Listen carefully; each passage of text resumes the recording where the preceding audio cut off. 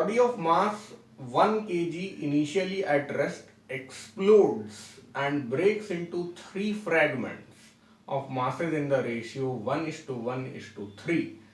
The two fragments of each mass of equal masses fly off perpendicular to each other. तो ये अपना perpendicular चल रहा है, ठीक है, विद स्पीड ऑफ 30 मीटर पर सेकेंड. ये वाला m 30 मीटर पर सेकेंड से चल रहा है, ये वाला m भी 30 मीटर पर सेकेंड से चल रहा है. What is the velocity of the heavier fragment? Heavier fragment को मैंने थोड़ा बड़ा बनाया है, उसका मास 3m होगा. अब 1:1:3 है ना, मतलब यार 1:1:3 मासेस है, तो मैंने m 3m m और 3m मान लिए हैं, ठीक है, कोई दिक्कत नहीं है.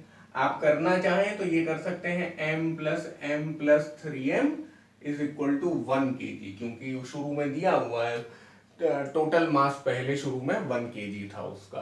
तो अब कोई दिक्कत नहीं है, ये करने की आपको जरूरत भी नहीं पड़ेगी. अब law of conservation of momentum x direction में लगाएंगे, y डायरेक्शन में लगाएंगे, आगे बढ़ेंगे. तो इधर इस डायरेक्शन में अगर जाएं तो m मल्टीप्लाइड बाई 30, और इस डायरेक्शन में फिर वही करेंगे ना, vx vy theta, this is v cos theta, याद आ रहा है, अभी थोड़ी देर पहले किया है हम. And this is v sin theta. कौन से v का?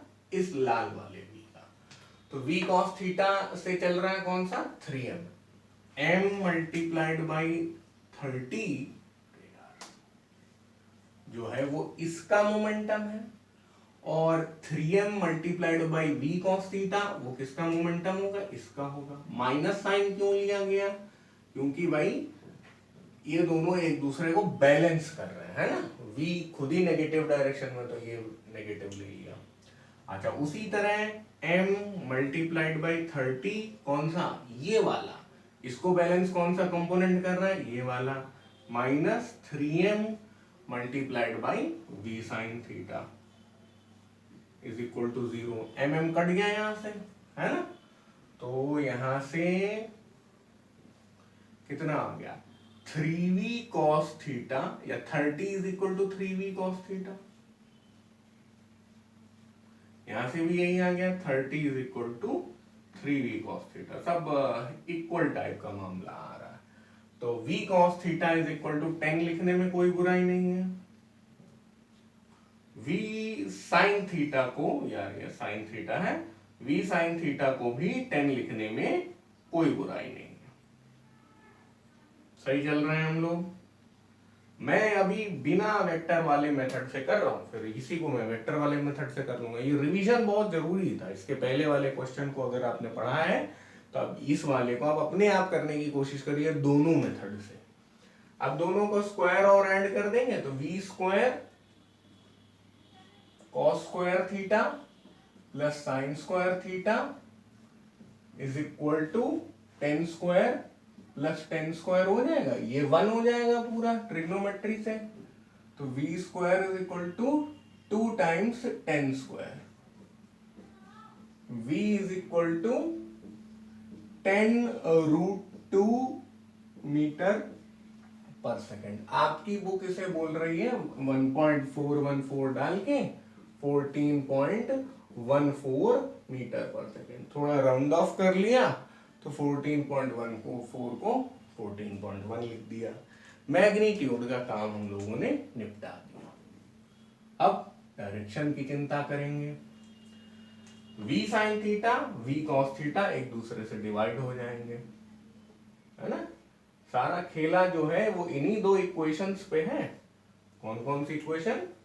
ये वाली इक्वेशन 1 और ये वाली इक्वेशन 2. तो हम लोग यहाँ क्या कर रहे हैं? 2 divided by 1, 10/10. tan theta is equal to 1, theta is equal to 45 degree आपके मन में आ सकता है, कोई दिक्कत नहीं है. हमें तो डायग्राम से भी डायरेक्शन देखनी है ना. तो ये 45 डिग्री आ गया, तो ये भी 45 डिग्री हो गया. अगर ये 45 डिग्री है, आपकी बुक किससे डायरेक्शन ले रही? इससे ले रही है.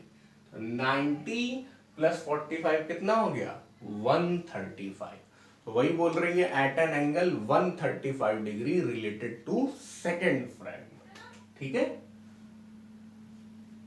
एट 135 डिग्री रिलेटिव टू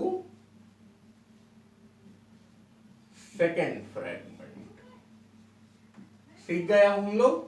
अब आते हैं वेक्टर वाले मेथड पे।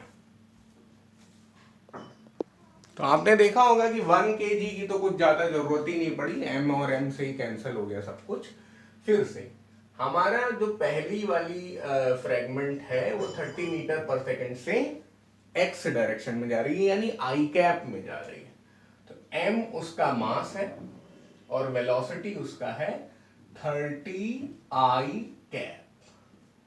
दूसरा वाला m उसका मास है, वेलोसिटी है 30 जे कैप। ठीक है, और 3m उसका मास है, वेलोसिटी का हमें कोई ज्ञान ही नहीं है, तो उसको ऐसे ही लिख देंगे। समझ गए, m कॉमन लेके काट डालेंगे।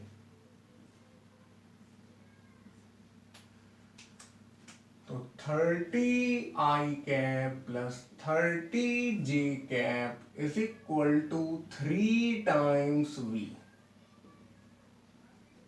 3 होगा या -3 होगा, ये इधर चला जाएगा तो -3 होगा, है ना।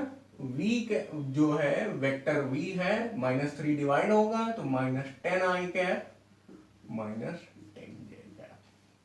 अब ये वेलोसिटी वेक्टर आपको पता चल गया, तो आराम से आपको दिखाई दे रहा है कि magnitude of the velocity is 10√2 metre पर सेकेंड। 10 से समझ में आ रहा है, और आपको यहां से tan थीटा भी दिख रहा है। vy divided by vx -10 divided by -10, यानी कि tan theta is equal to 1। फिर theta is equal to 135 degree with the y direction आप सबमिट कर सकते हैं। ये चीज मैं दो बार करके आपको इसलिए बता रहा हूं, अगर आप इससे करते हैं वेक्टर से तो आपको काफी कम लिखना पड़ता है। लोग वेक्टर से डरते हैं इसलिए उसमें जाना नहीं चाहते, लेकिन वेक्टर बहुत पावरफुल टेक्निक है। ये तब भी और फायदेमंद होगा क्योंकि कॉम्पिटिटिव एग्जाम में क्या होगा, ऐसा नहीं होगा कि एक पार्टिकल ऐसे फूटा दूसरा पार्टिकल ऐसे फूटा। वो एक पार्टिकल को ऐसे भेजेंगे दूसरे को ऐसे भेजेंगे और उसको आई कैप और जे कैप में ही देंगे, तब तो आपको ये लगाना मजबूरी हो जाएगा। तो इसलिए ऐसे ही करना सीखिए।